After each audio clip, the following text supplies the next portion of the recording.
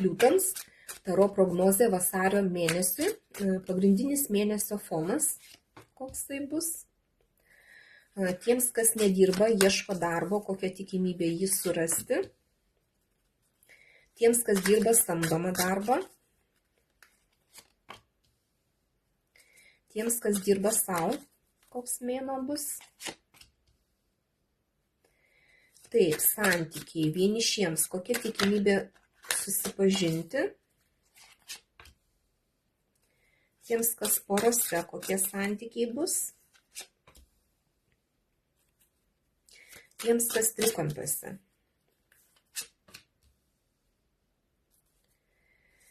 Patarimą pasižiūrim kortų, ką patarė. Ir ko reikėtų pasisaugoti. Vasario mėnesį. Taip, mėnesio fonas, kardų penketukas, gali būti nemažai piktumų, nemažai ginčių kažkokių tai ir tokių negražių ginčių, nes čia aštrus ginčiai, aštrus pasikapojimai, kur galite įrodinėti savo tiesas ir net ir laimėję ginčą jūs nesijausite gerai.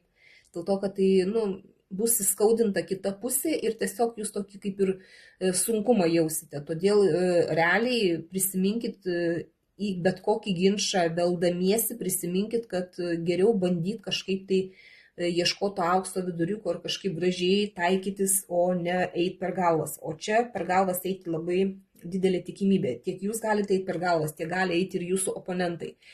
Taip, kas ieškote darbo, tai čia gali būti taip, kad jūs galite rasti darbą kitame mieste arba kitoje šalyje, bet va tokia tikimybė yra, arba kažkur tai, gali būti toks, kad važiavimas kažkur per atstumą tas darbas, bet tikimybė surasti yra.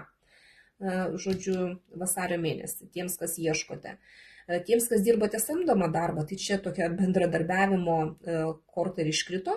Kai kuriems gali būti kažkokie kursai, galbūt pasitobulinimo, kas liečia jūsų darbus, gali būti toks variantas. Kai kuriems gali tiesiog būti toks rutininis darbas, kur jūs einat, dirbat, bendraujat su kolegomis, bendraujat su klientais, nelygų kas ką dirbate, ne? Ir taip pinigėliai uždirbami, žodžiu, su darbu kaip ir viskas yra neblogai. Tiems, kas turite savo verslą, dirbate savo, tai čia diplomatijos reikės. Jeigu sudarinėt kažkokias tai sutartis, įsivertinkit teisingai, dėl to, kad čia gali būti ir apgaulės kažkokios tai, nutilėjimai kažkokie. Ne viskas matoma, ne viskas žinoma ir galbūt ir patiems gali tekti truputį pagudrauti. Kai kuriuose vietose turėkit irgi tai minty, nes čia, kaip ir sakau, kardų septintukas yra apie tai, kad ir aplink jūs gali būti ir melo, ir neišsakyto kažko tai, kažko paslėpto, gali būti sutartyse mažom raidelėm parašyta tai, kas jums yra nenaudinga, todėl neskubėkit pasirašinėti, tiesiog blefuokit. Jeigu matot, kad ne visai viską suprantat, tiesiog žiūrėkit, kokia situacija. Tuo labiau, kad čia kardų penketukas pagal mėnesio energijas yra tas, kad gali būti visokių tai bandymų ir išprovokuoti kažkaip tai ir pakišti kažką tai, žodžiu, nesąžiningai gali būti elgiamasi. Tai reikėtų tą turėti minty. Santykių žiūrim tiems, kas ieškote. Monetų tūzas krenta, tai yra didelė tikimybė surasti kažką tai. Bet turėkit minty, kad tai yra šansas, tai dar nepadėta į ranką. Tai tiesiog reikia pasinaudoti šansų. Tai šansas susipažinti yra, tiesiog turėtumėt nesėdėti vienoje vietoje, o eiti ir pažindintis. Tiems, kas porose. Čia gali būti kažkokios tai nuoskaudos. Poroms gali būti kažkokios netektis, kažkas tai liūdins iš praeities, ko negalite dar vis paleisti. Tai čia reikėtų paleisti praeitį, išliūdėjot ir einat į ateitį. Tiesiog žiūrit į priekį, kas bus toliau, o nesėdėti to į nostalgiją kažkokioj tai. Nes liūdesys per ilgai, jisai nieko gero ir porai neduoda. Tiems, kas trikampiuose, tai čia tiesiog taurių tūzas, tai yra jausmų pliūpsnis. Ir tie jausmai iš vienos pusės gali būti labai meilė seilė, kažkas va toks, ane? O iš kitos pusės tai gali būti ir ašaras, ir skausmas, ir isterijos, dėl to, kad jausmai yra visokie. Tai va, kas liečia trikampius, tai gali būti visaip. Ir žiūrim patarimą, kokį duoda kortos mėnesiui.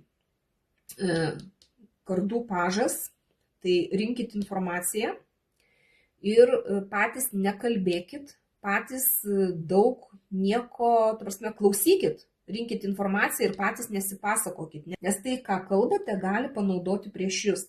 Ir čia bet kurioje situacijoje ieško darbo kažkur, tai rinkit informaciją, kas ten per darbas. Jeigu jums ir yra kažkoks pasiūlymas, kad ir į užsienį kažkur išvykta, ne, kaip pavyzdys kažkur toliau, išsiaiškinkit informaciją prieš vykdami. Nepulkit stačia galva, nes tiesiog reikėtų to. Pasižiūrėkit, ką siūlo, parinkit informaciją ir pasiaiškinkit patys.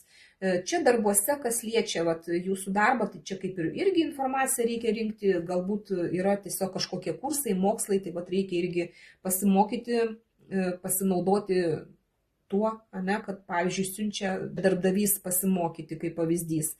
Tiems, kas turi savo verslą, irgi rinkit informaciją. Prieš pasirašant kažkokias sutartis, išsiaiškinkite realybę.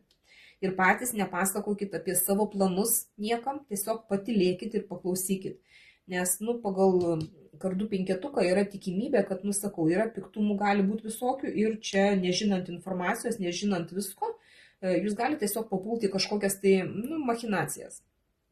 Kas liečia asmeninius santykius, tai irgi informaciją išsiaiškinkit, jeigu pažintis kažkokios yra, irgi aiškinkitės apie žmogų, su kuriuo susipažinot. Stebėkit, žiūrėkit, klausinėkit.